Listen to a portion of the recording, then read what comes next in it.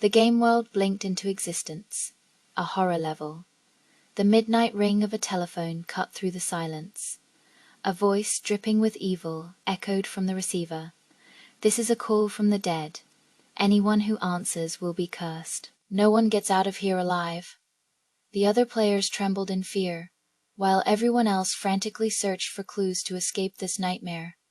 I waited until late at night and dialed the number myself. "Hey, you there, can you come out for a minute? I'd love to sit on those long legs of yours." The voice on the other end was cold. "You are asking to die." Lita, blushing, I begged him to stop. He held me tight in his arms, his voice a husky whisper, trying to persuade me. "Good girl, my tentacles are cute too. Let me teach you how to play with them." A cold, robotic voice announced the start of the game. "Welcome, players, to the level, the Ghost Call. Mission: avoid the ghost attacks and escape the level successfully. Mission difficulty SS rank. The level is about to begin. Please prepare yourselves." The electronic voice faded. Immediately, a piercing ringtone shattered the heavy silence of the living room. "What's that sound?" A well-dressed woman yelped, startled by the noise. She glanced around in a panic, her eyes wide with confusion. "Where is this place? Why am I here?" The rest of us, including me, were a bit surprised. An SS rank level, and we had a complete newbie with us. I frowned. It seemed my friend Kevin was right. The top players on the leaderboards were starting to make their move against the big horror bosses. During this power struggle, the horror world's rules were falling into chaos. That's how someone like her, who had never played a single level, could be thrown directly into an SS rank nightmare. I couldn't help but worry about Caleb. Even though a main boss of the horror world wouldn't be easy to hurt, facing so many powerful players at once couldn't be easy for him. The phone kept ringing. There weren't many of us this time, only 7 people in total. One of the kinder players started to explain the situation to the new woman, but she was just angry. "What horror game? This is just some messed up escape room, right? I am not playing. I don't know how you got me here, but when I get out, I am reporting this place to the police." Furious, she stomped toward the center of the living room, where a bright red, old-fashioned telephone sat on a small table. Wait. A blood red phone in the middle of the room was obviously a trap. Some unknown tried to stop her, but they were too slow. She snatched the receiver off the hook. Instantly, the frantic ringing stopped. The air went still. The other end of the line was dead silent, as if no one was there. The woman felt a shiver of fear, but tried to act tough. "What is this? Some kind of prank? I am not playing your stupid game. Get your manager out here and explain why I was dragged to this hellhole." Buzz it. A slow, crackling static came from the phone. Then a faint breathing sound started. The woman let out a sigh of relief, but the breathing grew louder, clearer, until it turned into a hoarse, desperate gasp for air. "Help me! Somebody! Please help me! I am sorry! Let me go! Aha!" The woman collapsed to the floor, her face pale with shock. It was her own voice. 2. Every player's face turned grim. The phone started ringing again. This time, no one dared to answer it. The rings grew faster and more urgent, each one feeling like a hammer blow to the chest. After about 5 minutes of the piercing noise, a man in a white tank top with a buzz cut couldn't take it anymore. "Damn it!" he cursed, and marched over to the phone. "Buzzette!" The familiar static crackled, but this time there was no horrifying scream. "Welcome, my guests from afar." It was a man's voice, deep and raspy, cold but strangely pleasant to listen to. "Before nightfall, you must find the key to your assigned room and go inside. Until the next call, I wish you all good luck." Hearing the task, the players scrambled, frantically searching every corner of the house for keys. Even the woman who had been yelling earlier got to her feet and began to look around nervously. Only I remained still. I walked back to the table and picked up the strange red receiver again. I whispered, "Hello, are you still there?" The static crackled. "What is it?" Even the rough quality of the old phone couldn't hide his deep, attractive voice, though it was laced with a bone, chilling cold. I said, "The AC in the living room is a little cold. I just got my period. Could you maybe turn the temperature up a bit? Suddenly, the air conditioner beeped a few times. The temperature rose. A player nearby jumped, thinking it was a ghost, and searched for his key with even more panic. I smiled slightly. Could you also secretly tell me where the keys are? I won't tell anyone. The line was silent for a few seconds. It seemed he'd never met someone so unafraid of death. His voice turned dark and strange. You have 5 minutes left, I replied. Are you worried about me? You even told me the time. You are so sweet. He said, in 5 minutes, if you haven't found a key, I will take your life first. And with that, he hung up. 3. Listening to the dial tone, I sighed. That was the voice of my boyfriend, Caleb, the horror boss. I would know it anywhere. It just seemed that in this particular level, he was in a pretty bad mood. I sighed again, and pulled a key from a small compartment on the underside of the phone's base. The most dangerous place is often the safest. That was something Caleb himself had told me once. I knew his habits. No matter what he hid, I could usually guess where to find it. I had only called him to tease him a bit and check on how he was doing. Things weren't as bad as I'd feared. At least his projection in this level was functioning normally. I felt a little more at ease. It was just a shame he didn't remember me in this level, and he was so easy to fluster. A cold breeze blew past, and I felt a chill on my neck. I ignored it, twirling the key in my hand as I looked for the matching door. Just then, the sharp ring of the telephone echoed again. The lights in the living room began to flash, turning a deep blood red. A heavy, oppressive feeling filled the air. The other players had also started finding their keys and were rushing into their rooms. In the end, only the woman from the beginning hadn't found a key. I was the closest to her. When she saw me unlock a door with my key, she ran toward me as if I were her last hope. But as soon as I stepped inside, the door slammed shut, locking her out. She pounded on the door frantically. Open up! Let me in! I don't want to die, please. I am begging you, open the door. I twisted the doorknob, but it wouldn't budge. The door was sealed. It seemed each room was only for one person. The woman's voice grew more terrified, as if she was seeing something truly horrifying. Her pounding became more desperate. The door was made of a thick, frosted glass. You could vaguely see the silhouette of the person outside. I watched, frozen, as a massive, dark shadow crept over her. It paid no attention to her struggles, swallowing her bit by bit. Then, silence. A silence so deep it was unsettling. I turned to look at the room behind me. It was an ordinary bedroom. The only thing that seemed out of place was the red telephone on the nightstand. There was one in here too. I picked it up and dialed. There was no sound from the other end. I said, "If you are there, let me hear some static." A few seconds later, the phone crackled, buzzed. He really didn't want to talk to me. I figured it was only the first day, so I shouldn't push things too fast. I spoke sweetly into the phone. Good night, then pulled the covers up and fell into a deep, peaceful sleep for. I was woken up in the middle of the night by the phone ringing, thinking it was Caleb trying to mess with my sleep. I answered with an annoyed voice. I am sleeping. Whatever it is, it can wait till morning. Got it? The person on the other end seemed taken aback by my grumpy tone. After a few seconds, a strange woman's voice came through the phone. My child is missing. Have you seen my child? I yawned. Yeah, I've seen her. Where? In my dreams. Go to sleep and you'll see her too. Shoo. Just as I was about to close my eyes again, I felt the room grow colder. The voice from the phone got louder, as if the woman was about to crawl right out of the receiver. My child is missing. Have you seen my child? She kept repeating the same question. Looks like I had to deal with this. I changed my tone. Look, lady, can we do this tomorrow? Your kid probably needs to sleep too. Sleep is really important for kids. Let her hide and get a good night's rest. Tomorrow I promise I'll find her, and I'll even help you teach her a lesson. The woman paused. Well, that sounds great. It's a deal then. I hung up the phone without hesitation, as I fell back asleep. I dreamt that something cool and slithery was wrapping around my body. I bit it. The thing seemed to shudder. It grew softer. I held it in my arms and squeezed it, molding it. The cool, slithery thing I was needing started to get warmer, then hot. For the rest of the night, I kicked off my blankets and just held that thing as I slept.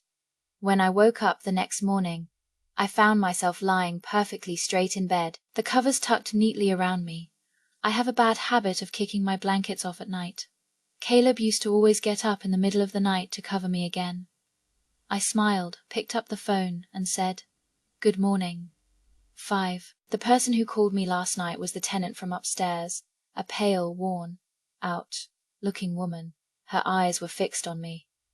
"My child is missing. She loves to run around and hide. You have to help me find her." I searched her entire apartment.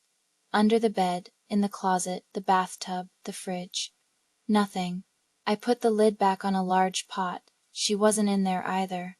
"Ma'am, could you please stop staring at me? You are making it look like I am the one who stole your kid." The woman's eyes rolled slightly. Her voice was hoarse. "If you can't find my child, I will make you into a snack for her." I raised an eyebrow. "Your kid is missing. If you make me into a snack, who's going to eat it?"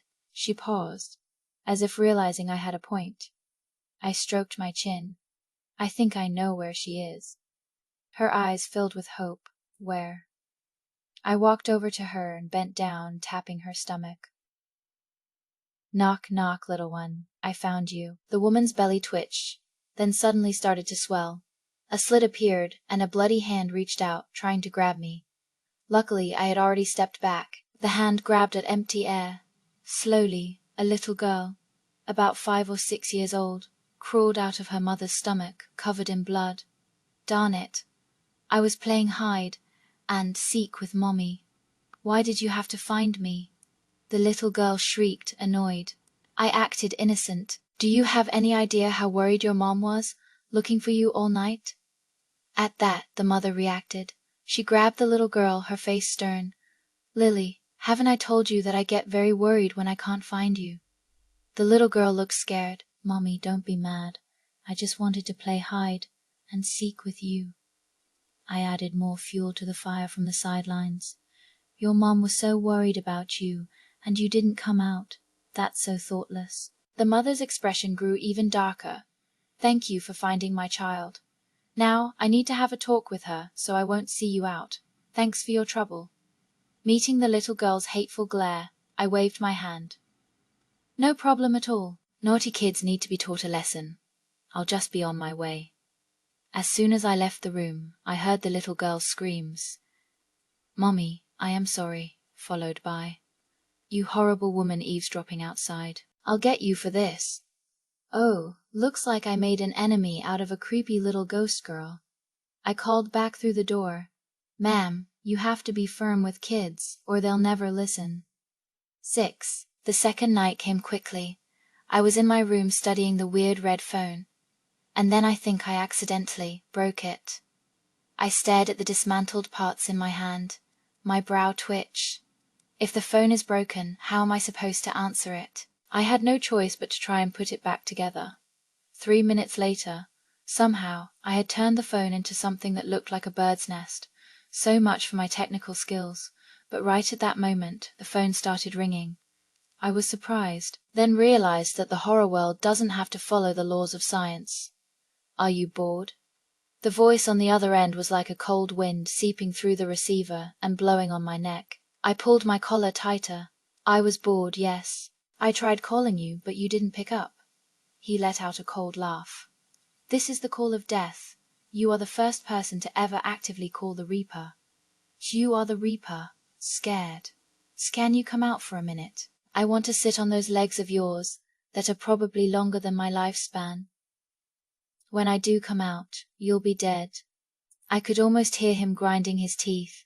I understood now. The main boss of this horror level probably couldn't appear too early. I said, "Then let's have an online relationship." The Reaper. "Me? Did you come over last night? You tucked me in, didn't you? But next time, could you not cross my hands on my chest? That pose makes me feel like I am either at a funeral home or part of some evil ritual. Can you let your tentacles out for me to play with? I mean, to see. Why aren't you talking? Don't go silent on me. Let me hear you breathe." The Reaper, "You are asking to die." E smirked. It had been a while since I'd seen Caleb this full of life, this endearingly shy. I remembered when I first took him in. I used to love teasing him like this. Unfortunately, after we'd been together for a while, he became the clingy one. If I tried to tease him then, he'd just pin me to the bed and tease me back. Me. I don't think we should have kids. The Reaper. The topic jumped so fast that even the Reaper was stunned for a few seconds. His voice was a little unnatural.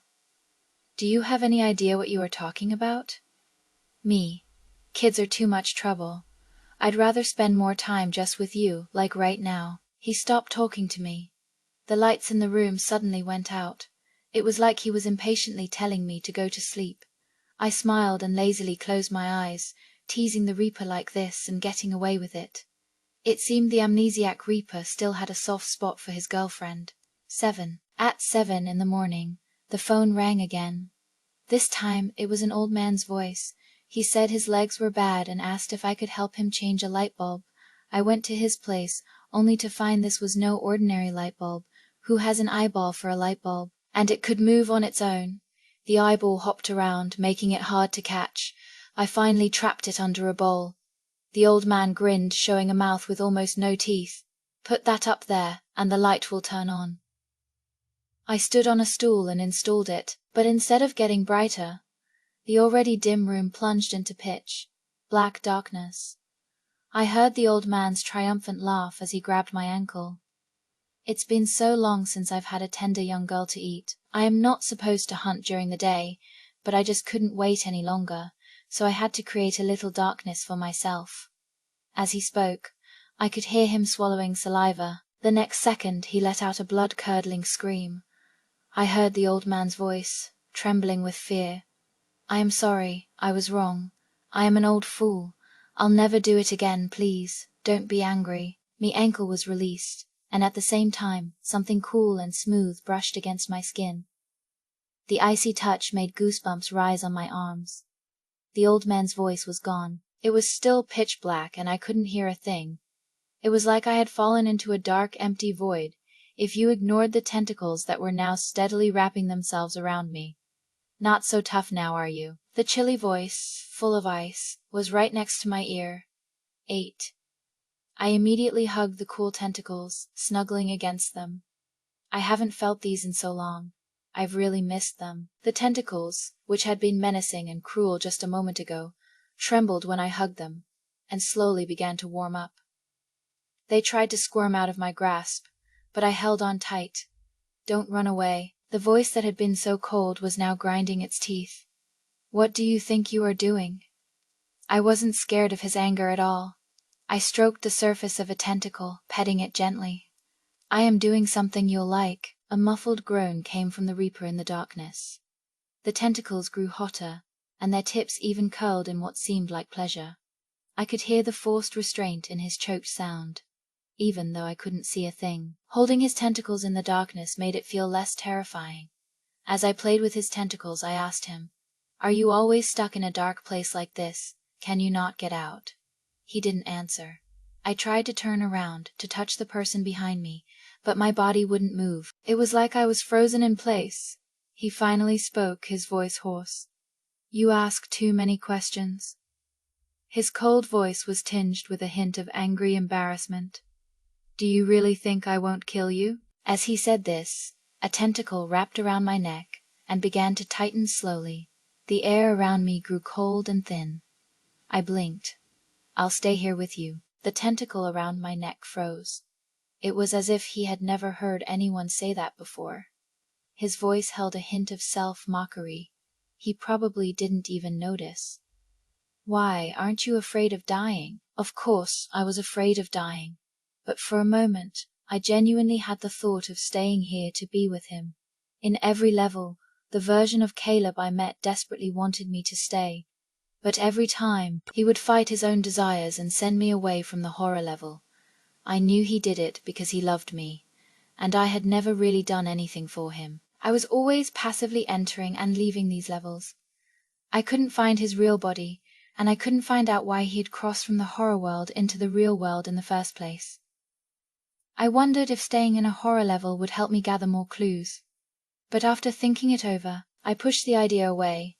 If I stayed, I would be trapped for good. What if the real Caleb was out there looking for me? I had to leave the horror levels to get closer to the truth. "Speak," he said, waiting for my answer. "Of course, I am scared," I said in a teasing tone. "But if you agree to be my boyfriend, I'll stay here with you. How about it?" In the darkness, a cold presence moved closer to my neck, right over the pulse in my artery. His lips pressed against my skin.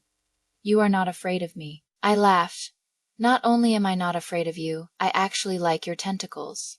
You like my tentacles." My finger poked one of the tentacles on my body. "And they seem to like me too. Although they had tried to get away from me earlier, after I grabbed them, they became very behaved, quietly wrapped around me. How can that be?" For the first time, the Reaper's voice held a trace of confusion and panic. The tentacles recoiled as if they'd been burned, scrambling to get off me. Then, the darkness in front of my eyes began to brighten bit by bit. The pitch black void returned to being the same dim room as before.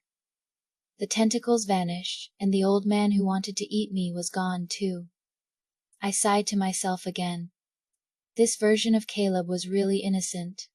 When I left the room, I saw the little girl standing in a corner, staring at me with a resentful look on her face. It was Lily, the creepy girl who had been hiding in her mother's stomach. She seemed to still hold a grudge against me. She just stared at me silently.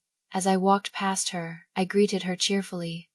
"Hey kiddo, why are you standing here all by yourself? It's so hot out, you should go home," she said. "You are going to die tonight." I replied, "You are right. I am going to sleep like the dead."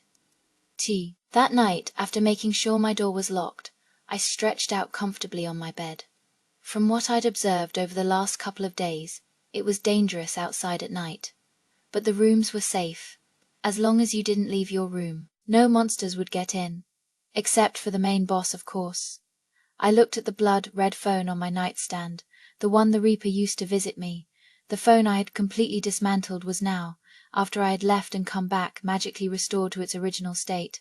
I picked up the phone. Beep, beep. No one answered. I hung up and picked it up again.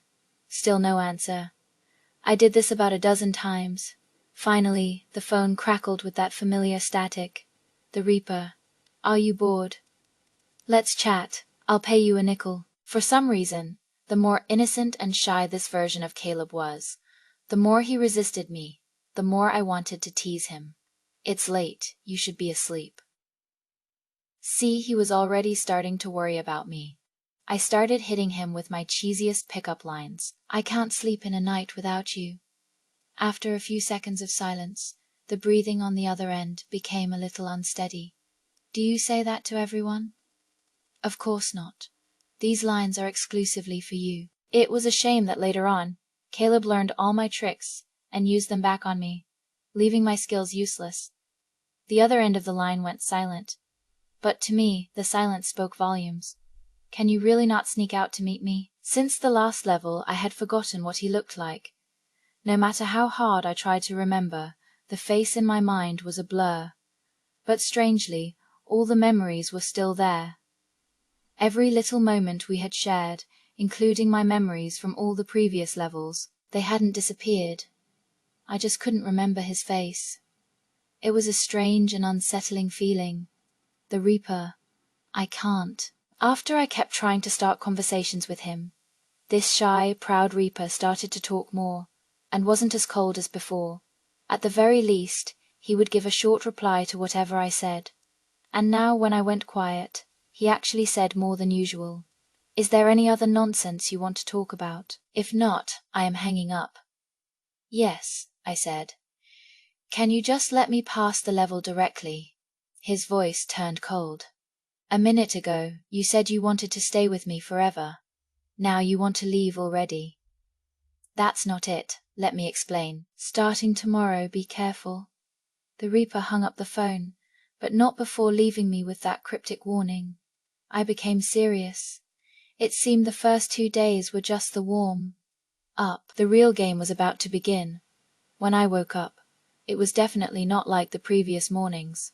A player had died last night. He was lying on the floor next to his bed, a sharp nail driven through his throat. His eyes were wide open, as if he had seen something terrifying. A quiet sense of danger washed over everyone. Now there were only 5 players left in the game. Why did he die? Did he go outside during the night? No, he was in his room the whole time. This morning I saw blood seeping out from under his door, so I knew something was wrong. I knocked, and the door just pushed open. Then I saw him on the floor. He was already gone. Could it be that the main boss of the level is out? Look, I think T here is a bloody handprint under the bed. Sure enough, under the bed was a red bloody handprint. It was small, not like an adult's hand, more like a child's. I immediately thought of the creepy little girl, Lily. She told me yesterday that I was going to die. Was this her doing? Because a player had suddenly died, the others became even more cautious. The phone call I received this morning was from an old woman. She asked me to come over and take care of her for the day. Given what happened yesterday, I was extra careful today. I even had a small folding knife in my pocket, just in case. The old woman's house was small, but incredibly messy. There was trash all over the floor, and the windows were smeared with bloody stains. A shriveled, old woman sat alone on the couch. Her eyes looked dehydrated, dull and dry, filled with red veins. Today's task was a lot more work than the previous days. Wiping tables, cleaning windows, tidying up the bathroom and kitchen. I did my best to ignore the organ, like objects in the corners of the room. After cleaning the house spotlessly, I even gave the old woman a shoulder and neck massage. The creepy old woman stuck out a long tongue, curled up a slice of cucumber from her face, and ate it. I quickly stopped her before she could eat a second slice. Ma'am, a woman has to take care of her skin. You have such great features, you can't get lazy just because you are getting older. The creepy old woman blinked. Skincare. Yes, here, try this clay mask I mixed myself. It's great for beauty, anti-aging. I don't give this to just anyone. How does it feel? The creepy old woman looked surprised, then closed her eyes comfortably. It's a little cool, it feels nice. You'll feel the effects when you are done. It'll have your old man completely mesmerized. The creepy old woman shook her head. My husband has been gone for a long time. I am all alone here. What about your children? They moved far away. It's been a long time since they've come back, she said, her old voice filled with sadness. So, the creepy old woman was an empty nester. I continued applying the clay mask for her. This is the beginning of a new life for you, she pouted. It's no fun being alone. I feel so empty inside. That's because you haven't found the right way to live. Think about it before. You lived for your husband, then for your children. Now, it's time for you to live for yourself and take good care of yourself. Go out with your girlfriends. Join a book club.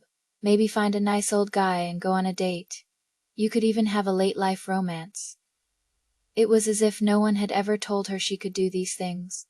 The creepy old woman's eyes grew brighter and brighter as she listened. Today, between cleaning the creepy old woman's house and giving her a new life lesson, I was so exhausted that I just collapsed onto my bed as soon as I got back. A few minutes later, the familiar call of death rang. I answered the phone, but there was no sound. Something you need. If not, I am hanging up. I was about to hang up. You dare hang up, the Reaper's voice came through the phone. I sighed. You won't come out. This whole not being able to see you thing is worse than just going to sleep and seeing you in my dreams. You really want to see me. You do. I had forgotten what Caleb looked like, and in this level, he might have a non-human body. Why else would he refuse to come out? In the quiet room, there was a sudden knock at the door. Who is it? There was no sound from outside the door, but I got his response through the phone. Didn't you want to see me? I sat straight up. Is that you outside? Open the door. I swallowed hard. No way. The rules of the level say you can't open the door at night, and you are the main boss. You are probably here to kill me. A light chuckle came from the phone. You are not as dumb as you look. Suddenly, I felt a chill by my ear. I was about to pull my shirt tighter when something wrapped around me, that familiar texture. It was a tentacle. It came out from behind me. Well, he could just appear out of thin air. Telling me to open the door was just a trick. I wanted to turn my head to get a clear look at the main boss, but my eyes were covered by a tentacle. Why are you covering my eyes? Even if you look scary, I won't mind. Though deep down, I had a feeling he was very handsome. Did I say I was ugly? Me, then why cover my eyes? Didn't you want an online relationship? I thought about it, and I am willing to give it a try. Do you have some kind of misunderstanding about what an online relationship is? I opened my mouth to say something, but I felt something cool on my lips. Something I couldn't see was kissing me. But this Reaper wasn't very good at kissing. He was clumsy yet fierce, like a possessive beast in unfamiliar territory, crashing around, wanting to claim everything for himself. I am going to suffocate. I couldn't take it anymore and started to guide him. He was a fast learner, just like before, and he gradually took the lead. In the end, the Reaper, satisfied, licked a trace of moisture from the corner of my lips. He said, "It's a strange feeling." I asked, "What kind of feeling?" "A feeling that makes me feel very safe." He nuzzled my lips. "Even though you are different from the others, I won't go easy on you for the next few days." I took his words with a grain of salt. In all the previous levels, he'd gone so easy on me, it was like he was flooding the place. 9. When I woke up again, another player was gone. This time, they had vanished completely. Not even a body was left behind. The remaining players were all on edge, completing their tasks with extreme caution. Today, my task was to deliver milk to a teenage boy. When I opened the door, a boy soaking wet was standing in front of me, staring at me. I touched my face. "Is there something on my face?" He didn't say anything, just took the case of milk from my hands and carried it inside. Then he closed the door, weird. But there was no denying the boy was good looking. Once he grew up a bit more, he'd be the type girls would go crazy for. It was just the way he looked at people, a bit dark and gloomy. There was a strange sense of familiarity about him. Wait a minute. I froze mid. Turn, could he be? I knocked on the door. The door opened again. "What is it?" He finally spoke. His voice was a mix of a teenager's clarity and a slight raspiness. I immediately touched my forehead. "I feel a little dizzy. Can I come in and rest for a bit?" "Are you sure you want to come in?" The incredibly handsome boy looked at me. I nodded and walked in on my own. I even thoughtfully closed the door behind me. But as soon as the door was closed, I regretted it. When the door was open, it had hidden most of his body. Now I could see clearly. Behind the boy were countless tentacles, almost filling the entire room. They were writhing and waving in the air. Especially when they saw me come in, they went wild, like they were on drugs, swarming towards me. The visual impact was overwhelming. Is it too late for me to run? Too late. The boy saw through my thoughts. His previous cold demeanor vanished, replaced by a cold smirk. A tentacle wrapped around my wrist and pulled me towards him. "Didn't you say you liked them? Or were you lying? Are you actually afraid of them?" I quickly reassured him. If I were scared, I wouldn't have come in. It's just that seeing a room full of tentacles all at once, a normal person needs a moment to process. "You look so young this time," I said, pinching his cheek. "Why are you all wet?" I found a towel to dry him off, but I couldn't seem to get him dry. The water would always reappear. Finally, I gave up and just threw myself into his arms. Being all dewy is fine too. His body stiffened for a moment, then relaxed. "You really don't hate me like this? Why is the Reaper suddenly so insecure?" I kissed him. "Close your eyes," he said, impossibly innocent. "No, I want to watch." He seemed to give in. He held me and kissed me. This time, he was clearly not as inexperienced as last time. In the end, I walked back to my room with weak knees. As I passed through the living room, I saw the red phone in the center, and suddenly realized that for the past few days, I had only been answering the phone in my room. The phone in the living room had only rung on the first day. I stopped, and as if drawn by some strange force, I walked towards the blood-red telephone. I don't know if it was a coincidence, but at that moment the phone started to ring. The voice on the other end was the woman from the first day. "Help me, take me to the hospital. I am about to give birth. It hurts so much, take me." Giving birth again? I quickly put the phone down and tried to leave. But I realized the scene around me had changed. Somehow, I was on the floor, my stomach swollen, and I was covered in blood. The pain from my belly made me clench my jaw. What was happening? I didn't understand what was going on.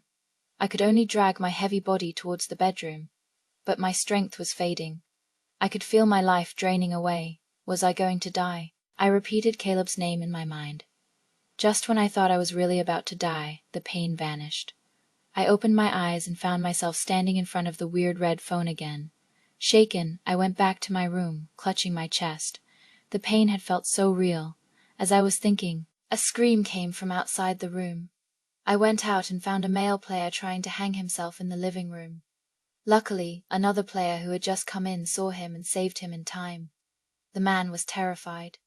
I heard the phone in the living room ringing, so I came to check it out. Then I lost control of myself. It was like I became someone else. I couldn't stop myself from trying to hang myself. So, when you hear that phone ring, you see illusions. And are those illusions the things that the people who called before had experienced? I went upstairs and found the woman's apartment again. "What are you doing here this time? Aren't you afraid I'll kill you?" The creepy little girl Lily was lying on her mother's stomach, her voice sinister. She was about to say more but stopped. She stared at my hand, which I had placed on her head, stroking her hair. I said, "I suddenly think you are quite cute. Your mom must have been very happy when she had you. What kind of trick are you trying to pull now?" Lily squirmed a little, uncomfortable with the petting. She turned her head away. "Don't think saying nice things will make me spare you." The woman looked at me for a while. "Thank you. I was very happy when Lily was born." Lily gradually quieted down. Before I left, she gave me a piece of candy. "Besides my mommy, you are the second person to acknowledge my existence." 10 back in my room. I wasn't sure if it was my imagination, but it was getting hotter and hotter. I called Caleb, he said. "I am a little busy." "Busy with what?" "Killing people." I almost forgot he was the horror boss of this level. It was about time for him to make his move, he said. "Miss Me, I'll come find you." "No need, finish your work. I am a little sleepy," he said. "Okay." I felt a tentacle slide into my bed. "It wrapped around my waist," he said. "Let this one keep you company." On the 5th day, there were only 3 players left, including me. One of the players was on the verge of a breakdown. Is it even possible for a human to beat an SS, rank level? I haven't even seen the real monster yet, and I'm going to die without knowing how, just like the others. The other player was calmer. "Don't you guys feel it getting hotter and hotter in here?" I nodded. It was definitely getting hotter. By nightfall, I was so hot I felt like I was dying of thirst. If I didn't get out, even if a monster didn't eat me, I would die of heatstroke in here. Suddenly, there was a noise outside the door. "Get out here, quick." It was the creepy little girl, Lily's voice. I pressed my ear to the door. "What's wrong? Are you here to eat me now?" Lily sounded annoyed. "You'll die in there if you don't come out. This whole place is about to catch fire. You have to find another place to hide." I was so hot I couldn't stand it. I decided to take a gamble and open the door. She grabbed my hand and started pulling me away. I asked, "Hide where?" She said, "In my mommy's tummy. I'll stretch your mom's belly out." Just as we were about to leave, the living room phone started ringing shrilly again. I didn't answer it, but my head was getting dizzier. Lily disappeared. I found myself transformed into a hunched old woman, sitting alone on the couch. I was holding the red phone. A voice came from the phone. "Mom, we're not coming home this year either. We're too busy with work. Take care of yourself. We'll definitely be back next year." The sun outside the window rose and set, day after day. I was like a stone statue forgotten by the world, forever sitting on the couch, waiting for the phone to ring. My heart was filled with an indescribable loneliness and despair. "Wake up." Lily's sharp voice brought me back to my senses. I looked at the blood-red phone in the living room. It was still ringing. Countless illusions, accompanied by the sounds, appeared before my eyes. Feeling real, they were the unhappy lives and resentments of many people. The other two surviving players also burst out of their rooms, covered in burns. They were also trapped in the illusion. One of them was tearing at his hair, as if in immense pain. Just before he slammed his head against the wall, he screamed in despair. "This is all a lie. The madmen's plan has already started. None of us are getting out of this level alive." The voices around me became a chaotic, piercing cacophony, tearing at my sanity. Until I picked up the red telephone and smashed it on the floor. Everything went silent. 11. The burning sensation on my body disappeared. I felt like I was floating in water. The voices around me were faint and muffled, hard to make out. "Are we really going to drown him in here? Oh, I feel sorry for this monster. Just get it over with. The next one will be here soon." After that, I couldn't hear anything clearly. It was another endless darkness, until a pair of hands gently held me and lifted me up. For a long time, I was in a state of chaotic emptiness. When I opened my eyes again, I found myself lying on the couch in my own apartment.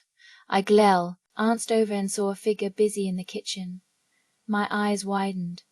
An electronic voice sounded in my ear, though it seemed to be glitching this time. "Congratulations, player, for successfully clearing the level the ghost call. The next level, Death Train, will begin in 1 week. Please prepare yourself in advance."